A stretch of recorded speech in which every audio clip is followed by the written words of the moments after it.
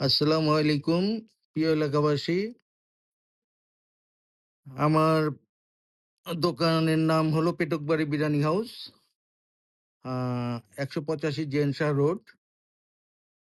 এখানে আমি দীর্ঘদিন ব্যবসা করে আসছি, কিন্তু আজকে শুক্রবার দুপুরে একটা অনাকাঙ্ক্ষিত ঘটনা ঘটে যায় ওই আমাদের স্টাফের সাথে। ওই ব্যাপারটা নিয়ে কিছুটা ভুল বোঝাবুঝি হয়, আর এ নিয়ে কিছু উত্তেজিত উচ্ছৃঙ্খল বাহিরের লোক আইসাও এটা কিছু উত্তেজিত হয়ে যায়।